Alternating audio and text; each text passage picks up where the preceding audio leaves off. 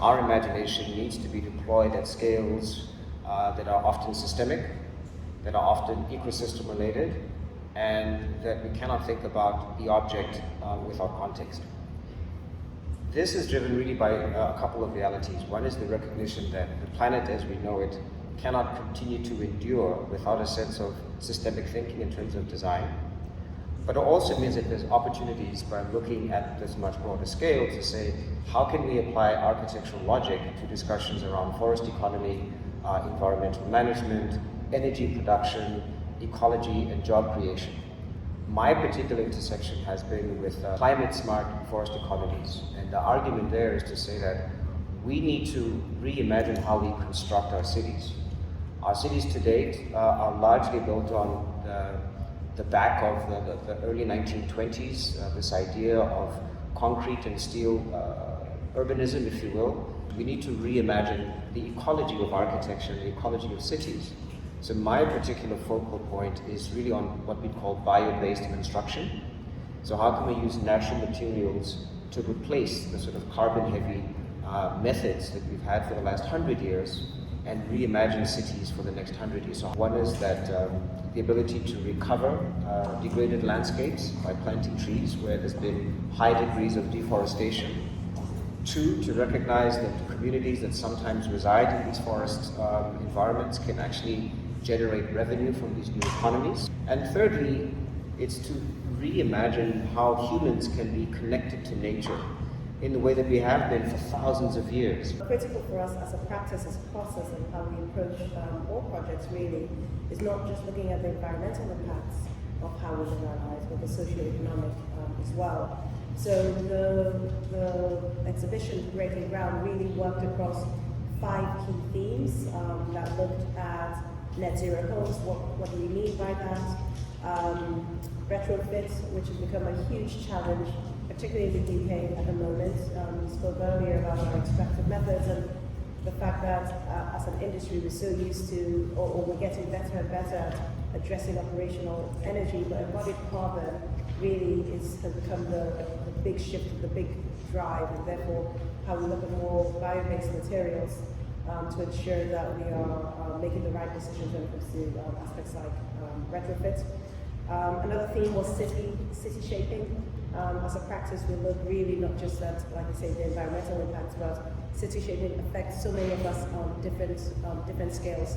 How women and children use the public environment, the public space, and how we can ensure that people feel safe and secure in the public realm. And the 2 final themes were around innovation in construction, so where we look at circular economy principles, design for manufacture and assembly, and then finally community building, and that being across two angles, if you like physically building for community building, but secondary or aligned with that is this idea of building for community, and what does that mean, shaping the community, what does that mean? For us as a practice, we've been incredibly intentional about choosing our clients. I think so often we live in a society, particularly in architecture, urban design, where we feel the clients choose us. But for us as a practice, we set out from the outset that we will choose our clients according to the values and ethos we have as a business, as a practice. And what we have found is that we have really specific people who want to work with us.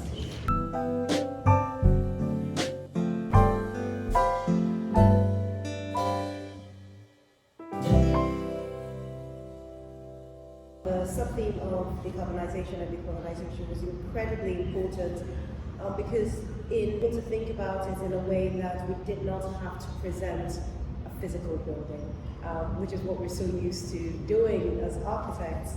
The right to imagine. And I use the word right because sometimes when we think of the framing of architect, we might think that means that you can only operate in a particular site. We might have another category, whether it's a racial category or a gender category, where we believe that we don't have the right to imagine beyond certain constraints. I think when we claim the right to imagine, then our capacity to imagine becomes unlocked. Once you claim that right, then it becomes an interesting field of opportunities, if you will, that allows you to experiment. And I truly believe that architecture is a form of experimentation. Using an architectural moment to trigger discussions about supply chain management. Where does the wood come from? Where does the labor come from? Where does the expertise come from? How do you build it? How do you assemble it? So I work very much at a policy level, and then I use the architecture as an experiment to test and inform the policy.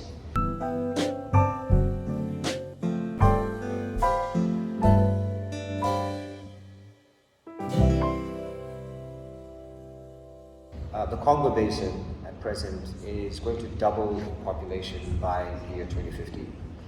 And not many people know that the Congo Basin forest actually produces more oxygen than the Amazon forest. So the world's lungs right now are actually in Africa.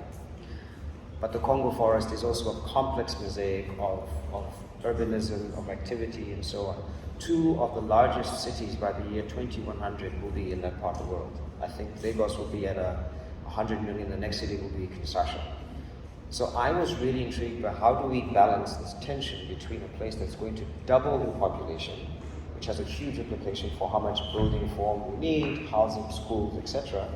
But at the same time, it's located in this, quite frankly, global sink that is critical to our performance as a planet from a carbon perspective. So a lot of the work that I do right now is working with 2 key countries in that space, Gabon and DRC.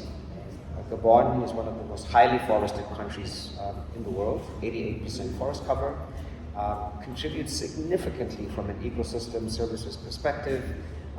Water that's generated in Gabon rains in Sahel, which produces food and so on. So there's a whole ecological impact that happens if these areas were to suffer, including climate change migration. So as places dry out, you can't grow your food, you begin to move. So the work that we're doing right now is to coordinate with these Congo Basin nations, and specifically Gabon and DRC, to see how can we find 2 things: a pathway towards bio-based construction, a pathway towards saving the forests, but also in some instances a pathway to actually create more plantations to service the needs of this bio-based construction. So I'm intrigued with this question of how do we use our architectural training to be quite rigorous about systems of order and apply it to structures, energy flows, and apply it to even urban planning. Reimagining the city of the future through an African ecological lens. What are the aesthetic implications? Some of our colleagues would argue that we would build in Africa but replicate the image of the global north. I'm of the opinion that there are new aesthetic opportunities that are advanced by thinking in this other way. You might notice that the geometrical forms of the 2 urban ones are actually different. There's one which is a sort of rectilinear layout, and there's another one where the buildings are quite fragmented. This was, as far back as then, I recognized that if we look at climate change, and in particular the Western Cape and Cape Town, how that would impact upon the city would have an influence on urban form. Cape Town's a very windy place, so in discussion with wind engineers, they said that what is good for the wind is actually to have a disordered urban language so that you don't have wind tunnels. My approach was to work with nature, and when we modeled it, nature was telling us to have a whole different system of routes and pathways. In my work or light, I like to take direction from nature, because I think good architects are a force of nature, they're not a force against nature. With my urban design colleagues and the city of Cape Town, to say if we're serious about climate change and we're really serious about imagining what this place will be like in 100 years' time, we need to think of rising water levels, we need to think of increased wind, we need to think of increased temperature, we need to think of food scarcity, and allow that to trigger new geometries for the architecture to emerge. I'm not wedded to a particular form for what the city could look like. I'm wedded to the impact of what good design can do for people, and if that means a slight shift in geometry, I'll pursue that. Our installation really focused on a physical representation of a systems map. What we were most concerned with doing was shifting where we normally see the center of how architects approach a particular project.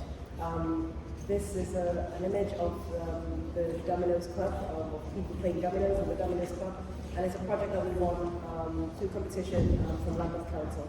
And for us, we wanted to move the centre of looking at the physical constraints of the site, so the red line boundary, for example, of the site, or say the height of the building in context of its neighbours, and shift that centre to really what we believe regenerative power to be, which is looking at people, place, and communities.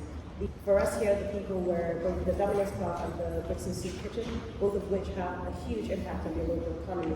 The Domino's Club, and why we also renamed this or named this regenerative powers, in working with the Dalberg Advisers and the Soup Kitchen, we couldn't start a project meeting without being well fed on into playing dominoes. They completely changed how we approach normal client meetings, you know, and every time we left far more empowered than when we came in. And really, our response here really wanted to be a celebration of who they are, the impact that they have. The final aspect is the place. The place is a physical building, yes, in Brixton, in London, and the place is a pair of semi-detached Tudor buildings that was handed over to the Domino's Club, who actually were either the Windrush generation or the descendants of those from the Windrush generation. The Windrush generation. One of the ways in which we looked at this was we recognized that it's an existing building that is listed in London, and we wanted to upgrade it. We wanted to upgrade this building to ensure that, of course, it worked better for those who used it. But it does work across two levels, 2 floors at the moment, and the Domino's Club is really played by different parts of the community, but the main group at the moment are a group of men around the age or above the age of 55 from African and West Indian backgrounds. And we wanted to ensure that it worked for them, but it also worked for the women and children who came to watch the game, play the game as well. The site is specifically located on a really busy junction in London on Cold Harbour Lane, where there's vehicular traffic on both sides, and so the cars tend to stop and start exactly at this junction, which means that the microclimate around there has poor air pollution. And so we wanted to start with this understanding of this very real place. So we started to think, well, how can we address this microclimate here? Poor air pollution accounts for over 9,000 deaths in London alone, and that's far too many. And so our response has to look at regenerative materials such as, say,